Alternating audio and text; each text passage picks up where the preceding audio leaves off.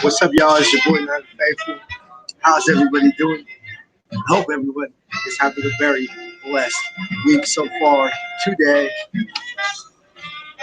Hopefully, this isn't too much of a distraction. You're sitting right by a speaker in Starbucks. People at the library want to be stupid.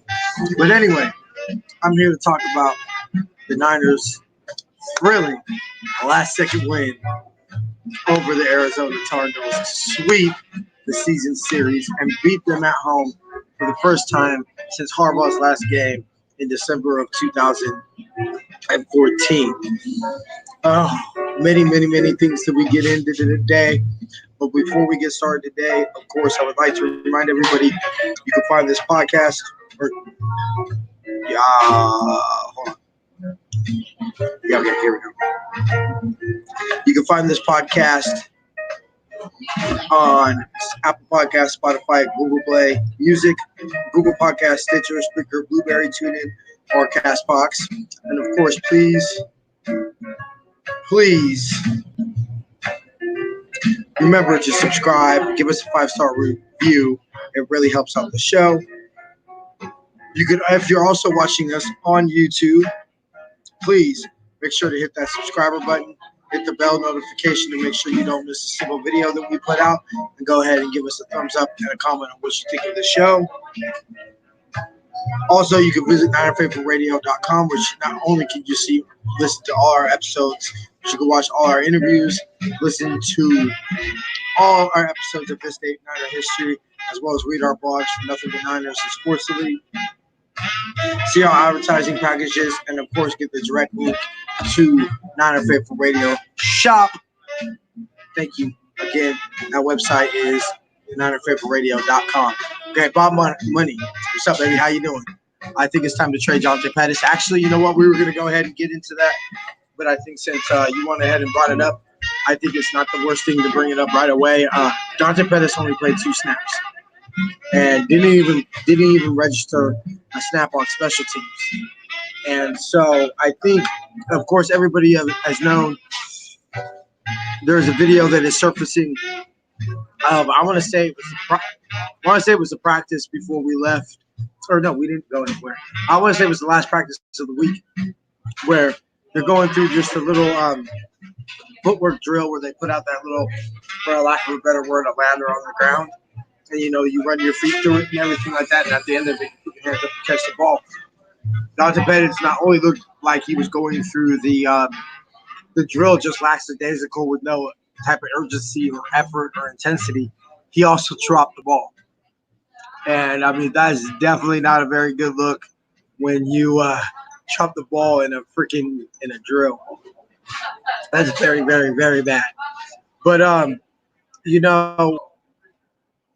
it's very difficult because, you can see flashes of the talent. He's just not consistent. And it's the only reason I'm ready to give up on Dante Pettis is only just because it's the same issues we were talking about in the offseason.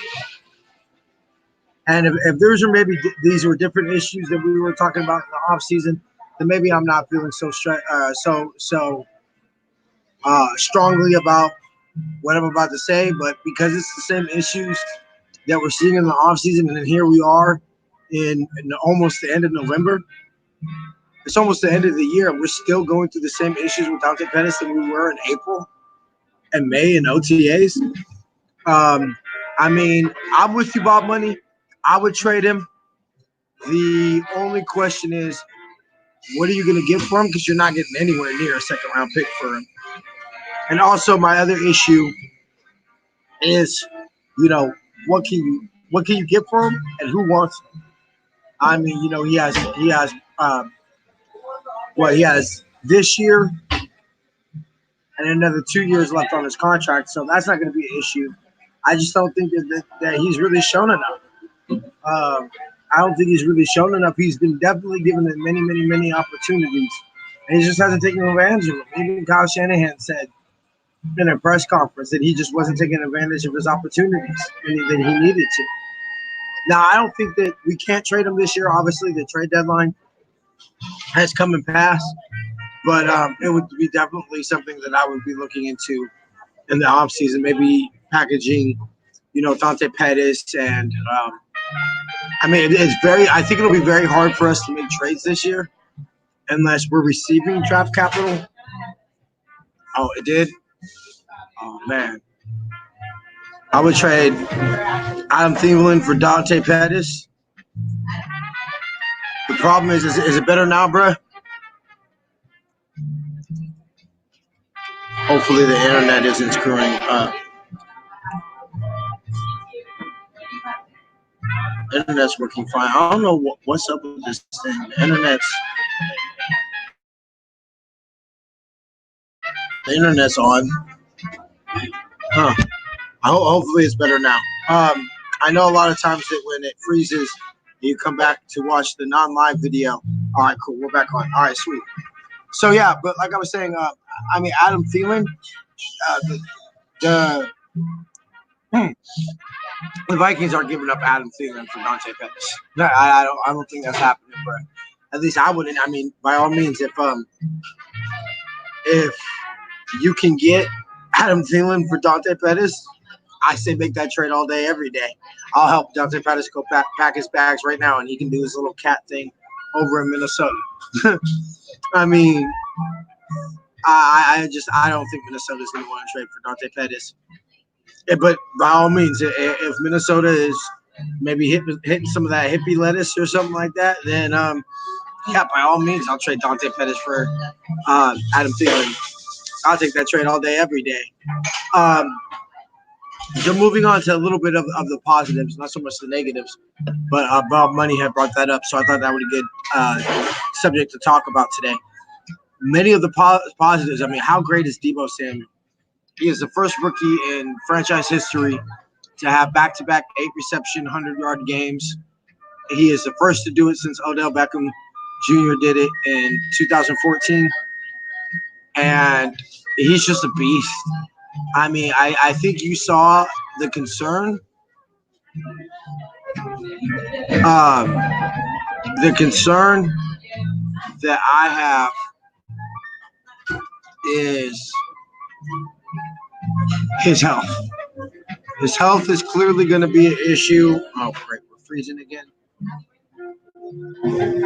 You know what? I might have to take it off of the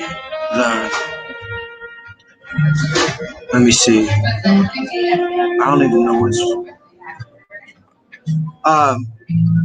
so it's the issue I have with Deebo is going to be his health. I mean, as you saw, he plays very physical, and that's going to take your toll on the body, especially considering he isn't the biggest person. Now, I see that he is a lot thicker. You know, everybody says he's really thick, so that's of course going to happen. But he was hurt all the time in college, and so yeah, he came back on Sunday, and I was very happy about that, and still made some great plays. But you know, it's that time of year where we need people who can be dependable. All right, cool, thanks, Bob. But we need people who can be dependable.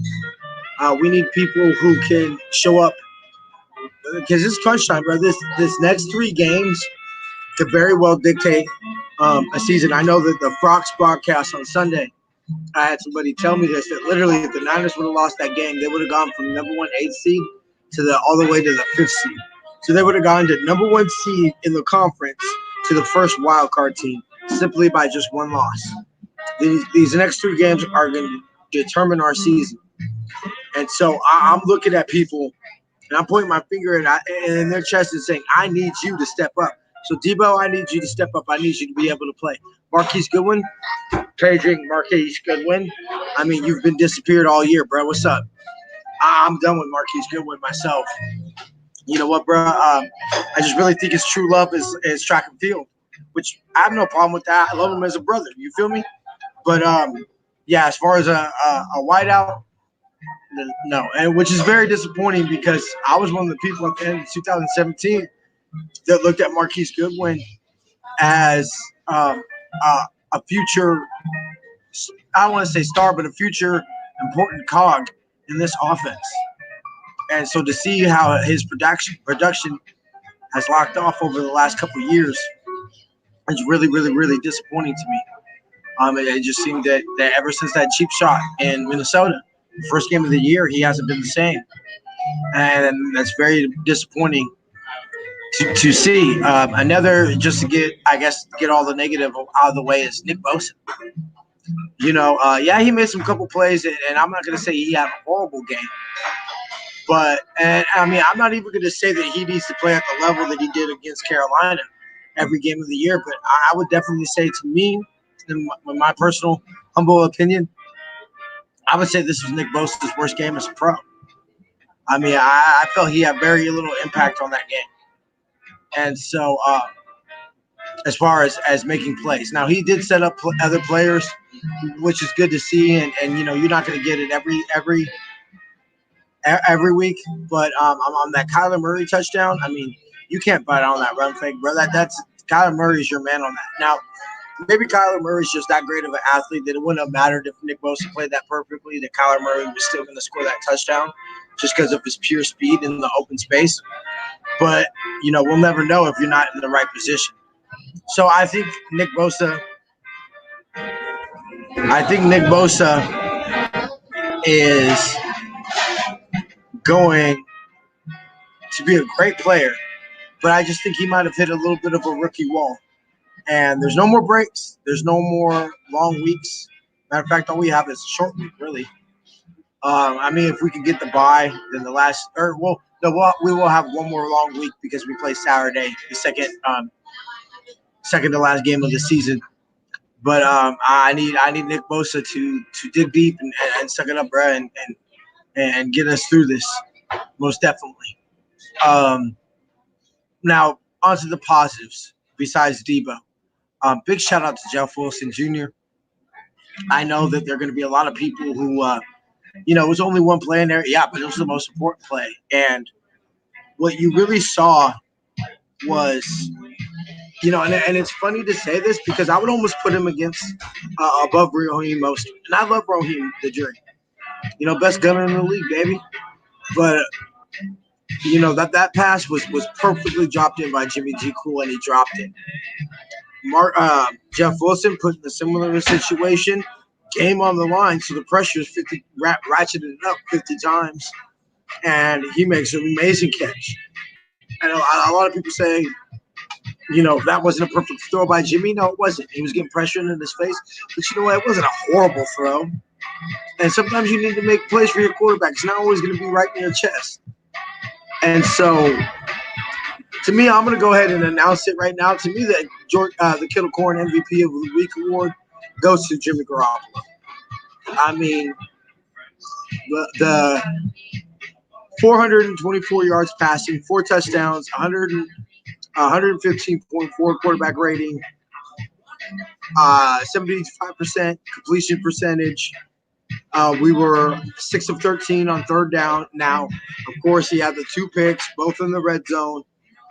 Both probably could have made this. The first one, the last one, I'm not as mad at because that's just.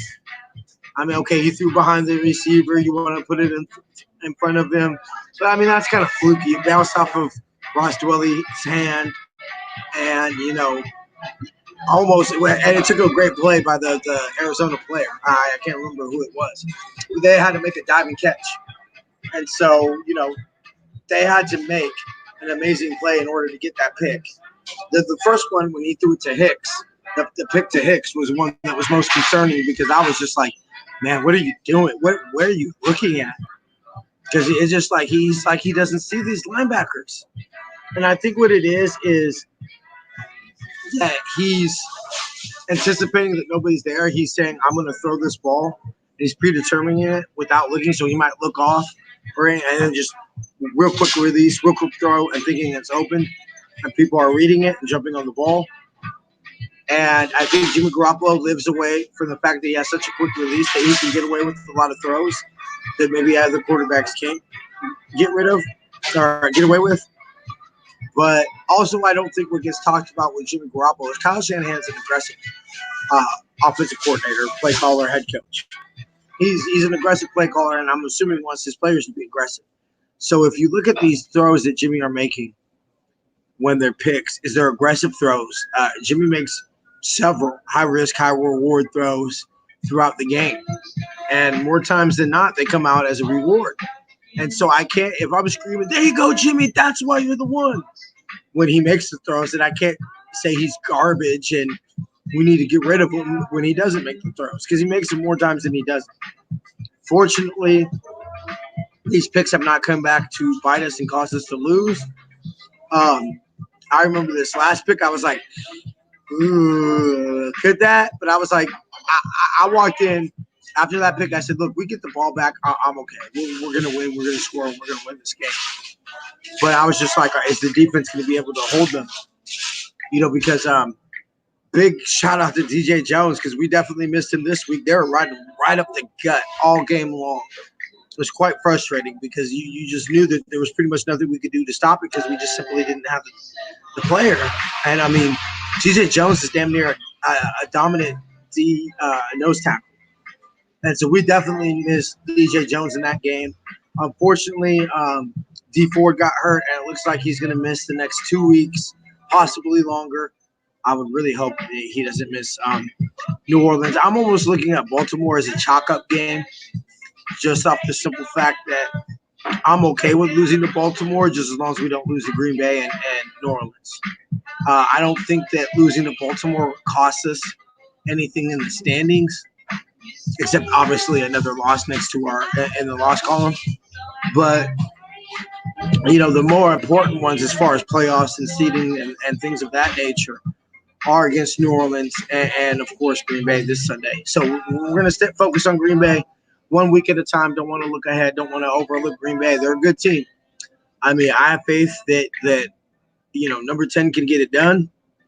Obviously, we all saw what Aaron Rodgers did this year, but there's no Greg Maben on the team. So let's be realistic. If let's just say Akello doesn't start this game and either Sherman or Mosley go down, I'm confident that Akello could step in and play just as high as a level. And I think what you're really seeing with this team that's making me have so much faith is it just seems that everybody just keeps on stepping up. And I mean, look at Drake Greenlaw. Big shout out to Drake Greenlaw. I really don't see any big, huge, significant drop off between him and Quan Alexander. Obviously, Drake Greenlaw as a rookie doesn't bring the leadership that Quan Alexander did, but and he's slightly worse in coverage, but he's just as capable as a run stopper as Quan Alexander. And I mean, he's a rookie, so he's going to improve in pass coverage. So, big shout out to Drake Greenlaw. I thought he had another great game. I mean, the defense played well enough to win, not championship level, not greatest defense in the league level. Sorry, that was a tongue twister, but definitely enough to win. Enough to win a game, a playoff game. Yeah, maybe not. We didn't play well enough to win the Super Bowl, but we played well enough to win a playoff game on defense. Also, big shout out goes to Ross Dwelly. That catch on third down to move the sticks where they had to review it. That was amazing. Coming back to the football, showed great hands. He almost looked like a little baby George on that play. It's a great game all around. But yeah, so another negative that I'm going to go ahead and get into before I go, and I want to get into article real quick that's on profootballtalk.nbcsports.com. But one thing I'm concerned about is Sherman. I mean, he clearly had a rough game as far as passing interference. Now, the first one, I won't really get mad at him about that first one because in circa any other time in league history, that's not pass interference because they're going to stick with the call on the field. So, it is what it is. The second one was absolutely, totally ridiculous. That wasn't pass interference. I don't know what the hell they were smoking. And the third one, honestly, unfortunately, I didn't see it. I was jumping around, mad as hell, and I missed the replay. But The second one was absolutely ridiculous. But I think we all knew that there was going to be a game like this with Sherman. I think there was going to be a game where he kind of showed his age, and I think he kind of showed his age today. Now, I'm not saying that he shouldn't be a starter or he's not our best corner on the team, or that he shouldn't be out there or he shouldn't be on the team. But I think we saw it. We could see it coming. That there might be a game or two that he had this year where he showed his age and had a rough game. The pass rush wasn't. I mean, we had 4 sacks, so that's obviously our seventh consecutive game with 3 or more sacks, which is totally amazing. I mean, we might break the franchise record for sacks in the season. But this is slightly concerning when my theory on Sherman has just been he holds on every play knowing that you're not going to call it every time. And so, that could be definitely a concern going forward. But we're going to go ahead and keep this episode short here today. And we'll go ahead and get into Green Bay again next week. But before we get up out of here, I want to go ahead and read this article or over the Simpsons. So according to the Athletic, or John York, Jed York's father, had spoke with the Athletic and basically had said that they conducted, here, I'll go ahead and quote what he said. What I will say is that the engineers, our statisticians, the Health and Safety Committee have looked into an extension of one game and other scenarios, and the change in health and safety are minimal, York said. In fact, in some cases it's a minimal decrease, and others a minimal increase. So basically what this article is talking about is that the NFL has come up with a theory that basically says that that if you take away one preseason game and add it, essentially you would play the same amount of games instead of 4 preseason games and 16 regular season games. You would play 3 preseason games and 17 regular season games. I mean, I think that those statistics can be skewed, considering that, let's just say theoretically say it's the 4th preseason game they take away. Your starters aren't going to play in that game. So taking away that game from the starters, it doesn't really it's only going to increase their injury because, they're playing one less preseason game, but the starters aren't playing. So they're still playing 17 games. It's going to decrease the backups because now they're not playing that 4th preseason game. But, of course, it's going to decrease their risk of injury in the regular season because they're generally not going to be playing that many snaps in the last regular season game of the season. So it'll be definitely something interesting to keep an eye on. But I'm going to go ahead and end this episode. But before we get out of here, of course, I would like to remind everybody to shop NinerFaithfulRadio.com/shop to get officially licensed gear from NFLshop.com, Fanatics.com, Target.com, eBay.com, and Shop49ers.com, as well as official Niner Faithful Radio merchandise. That website again is NinerFaithfulRadio.com/shop, or like us on Facebook, Instagram, and Twitter. Join our Patreon's rewards program for as little as $1 a month. You can get special perks like 10% off the Niner Faithful Radio shop, an invite to join me on a segment of Niner Faithful Radio, and much, much more. Go ahead and visit patreon.com/Niner Faithful Radio. Go to SeatGiant.com and use all the promo code Niner Faithful Radio, all one word, to save on all theater, concert, and sporting event ticket purchases, as well as help out the show. That website again is SeatGiant.com, and the promo code is Niner Faithful Radio.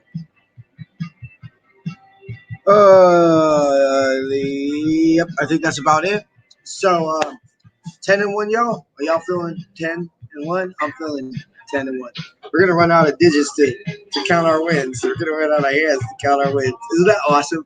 Just first of all, round of applause.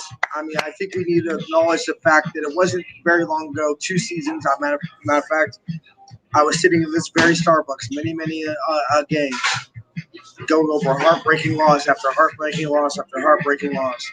And to sit there saying that I'm sitting in the very same Starbucks 2 years later with my team sitting at 9-1 with an opportunity to go 10-1, I mean, round of applause, lift the hand. I knew that our faith in you would be well placed. It feels good. We have officially clinched our first winning season since 2013. I mean, no matter what, we will have a winning record. That's that's something that can't be overlooked or under celebrated, in my opinion. But thank y'all for tuning in this week. I shall see you after, hopefully, another Victory Monday. Till then, same bad time, same bad channel. Till then, faith, love, and happiness. Go Niners.